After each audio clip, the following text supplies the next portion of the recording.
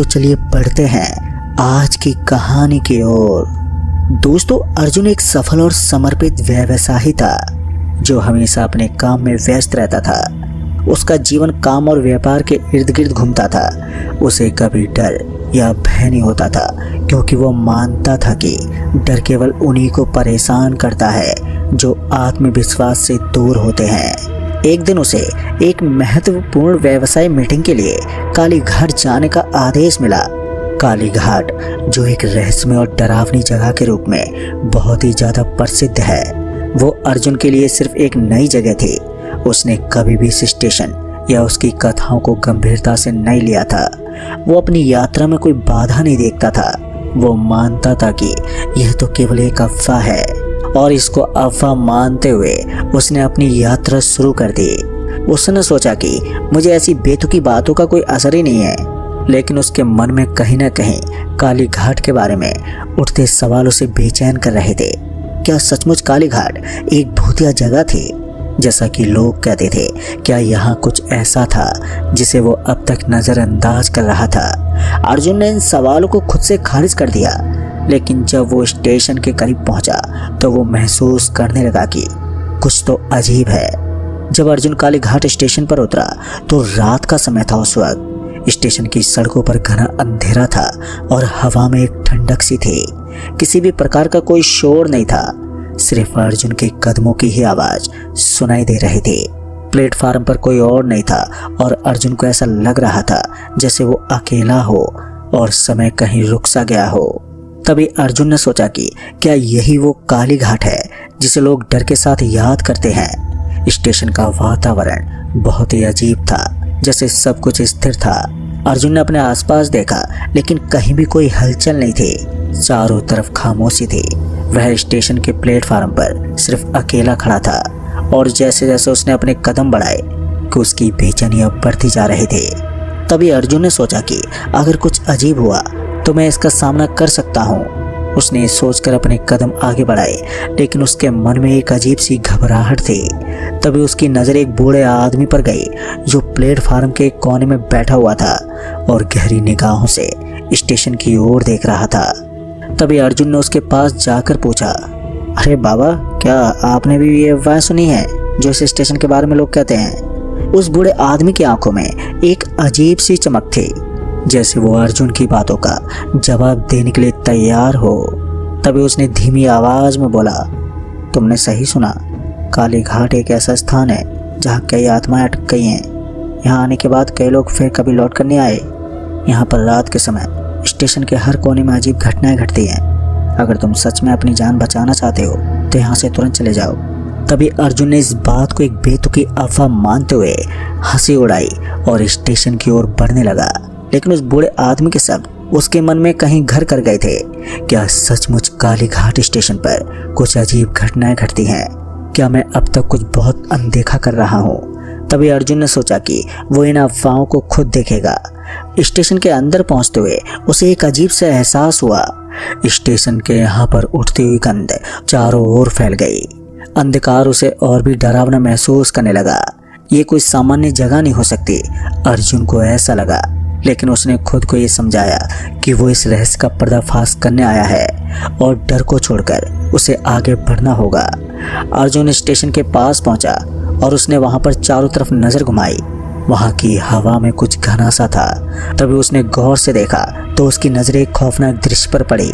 सामने खड़ी एक लड़की का चेहरा पूरी तरह से सफेद था और उसकी आंखें अब काली हो चुकी थी। वो लड़की उसकी ओर घूर रही थी, जैसे उसकी आत्मा में कुछ रहस्य छुपा हो। अर्जुन की धड़कन काफी तेज हो गई।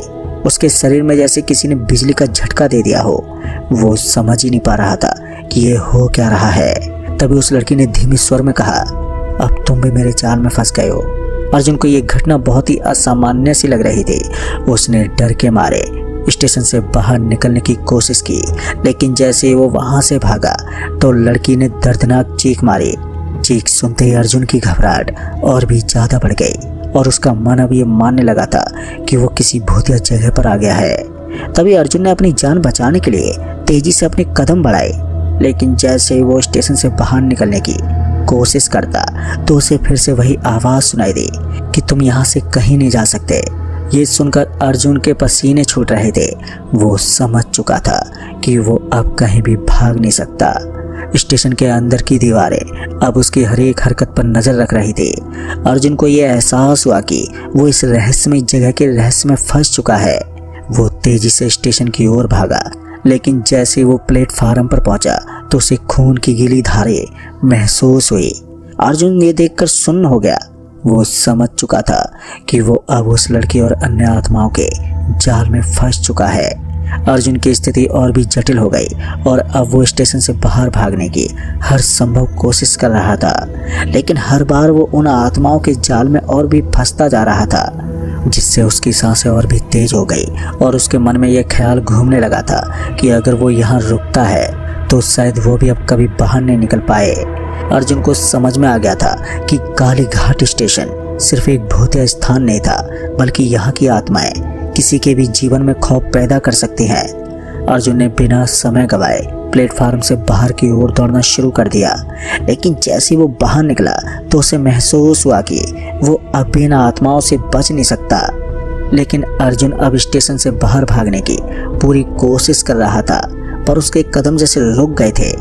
एक अदृश्य शक्ति ने उसे तेजी से खींच लिया और उसका शरीर ठहर सा गया।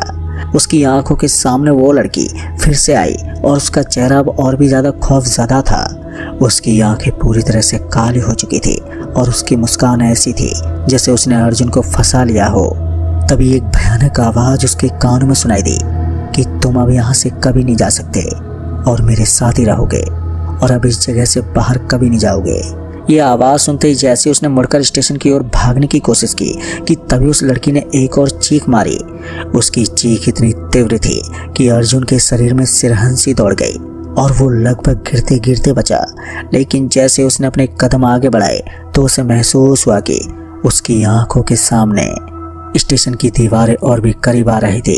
तभी उसे एक और धीमी आवाज़ सुनाई दी, तुमने मेरी बातों को अनसुना करके अच्छा नहीं किया, अब तुम मेरे जाल में फंस चुके हो। ये सुनकर अर्जुन की सांसें रुकने लग गई। उसकी आंखों में घबराहट साफ तौर पर दिख रही थी। वो जानता था कि यह कोई सामान्य स्थिति नहीं थी।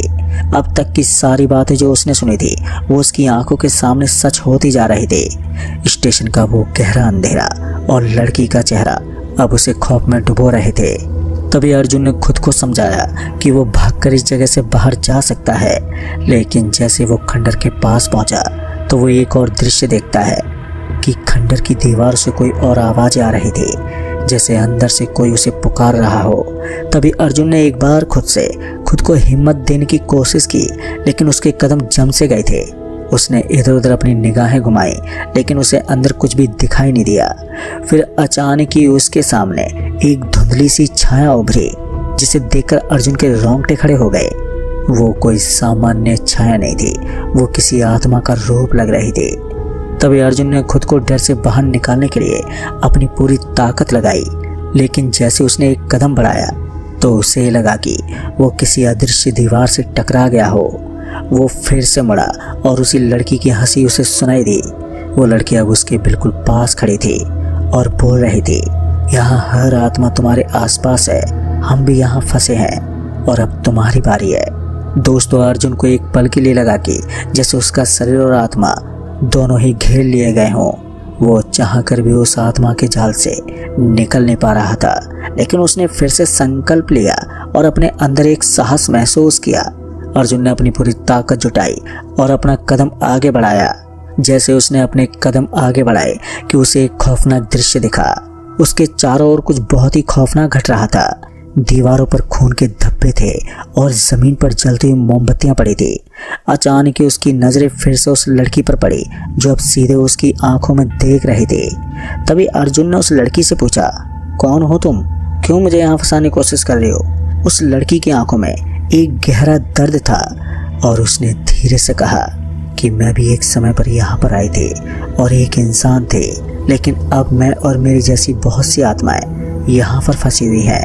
हम सब एक दूसरे से बंधे हुए हैं और जब तुम यहाँ आए हो और अब तुम्हारे बिना लौटे यहाँ से जाने की कोई उम्मीद नहीं है। अर्जुन की आत्मा में एक ठंडी सिरहन दौड़ी, लेकिन उसने हिम्मत नहीं हारी और बोला कि मैं तुमसे डरने वाला नहीं हूँ। अगर तुम मुझे छोड़ नहीं सकते तो मैं तुम्हारा सामना करूँगा।